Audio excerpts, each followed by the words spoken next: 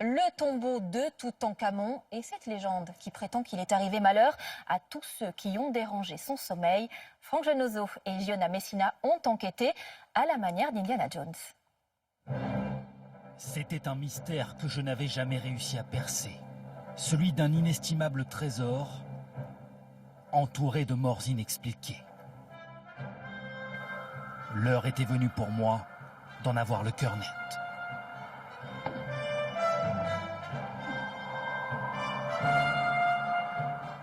Au musée du Caire, son impénétrable silhouette fascine les visiteurs depuis presque un siècle. Le masque funéraire de Toutankhamon et ses 11 kilos d'or massif, répartis autour d'un énigmatique regard qui intrigue les touristes. Ce regard a effectivement quelque chose de magique. On peut d'ailleurs le comparer à un autre regard qui est aussi magique, c'est la Joconde à Paris. En Égypte, la légende de Toutankhamon fascine autant qu'elle inspire la crainte à tous ceux qui se sont penchés sur le sort du pharaon maudit. Pour lever le mystère, il faut prendre le chemin de Luxor, traverser le Nil au lever du jour, saluer les colosses qui gardent l'entrée de la nécropole royale. On est à la vallée des rois. Et le voilà, le tombeau de Toutankhamon. Il faut ensuite descendre ce tunnel de pierre pour pénétrer dans la dernière demeure du pharaon.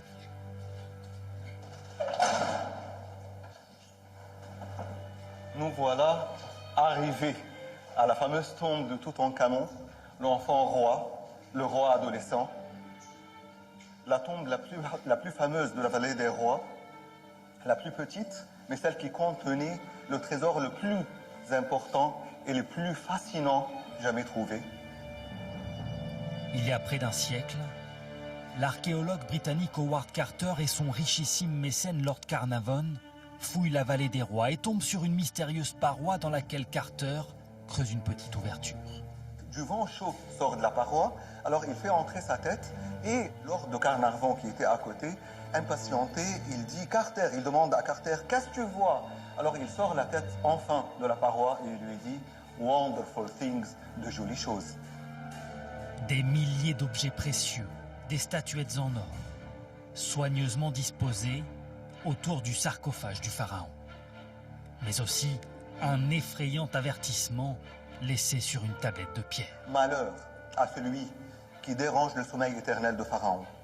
Cette tablette a disparu après. Soit elle n'a jamais existé, soit elle a existé et on n'a jamais su où est-ce qu'elle est allée. Les archéologues vont pourtant braver l'interdiction et se pencher sur la momie qui aujourd'hui encore repose dans un recoin du tombeau. Impressionné par la beauté du masque, Howard Carter a voulu absolument arracher le masque à la momie. Le résultat était tout simplement la destruction du crâne de la momie et de la momie elle-même en plusieurs dizaines de morceaux. La dépouille momifiée du pharaon a été profanée. 49 jours plus tard, Lord Carnarvon, le mécène, décède brutalement des suites d'une piqûre de moustique. Et très vite, les morts inexpliquées se succèdent au sein de l'équipe archéologique. La presse s'empare de l'affaire. La malédiction de Toutankhamon est née. À l'entrée de la vallée des rois, la maison de l'archéologue Howard Carter retrace ses années de mystère et sa litanie d'étranges disparitions, jusqu'à celle rocambolesque du chien de Lord Carnarvon. Au même moment de la mort de Lord Carnarvon au Caire, son chien est décédé après avoir crié d'un cri assourdissant et puis il a expiré sur le moment. Selon le macabre des contes de certains spécialistes, 27 morts suspectes seraient liées au pharaon. On est passé tout à l'heure dans le tombeau de Toutankhamon. Est-ce qu'il faut qu'on s'inquiète? En fait, je pense et j'y crois que c'est dans tout le respect du monde qu'on a visité le tombeau du roi et c'est avec beaucoup de respect qu'on a parlé de lui. Et je pense qu'on est à l'abri de toute malédiction.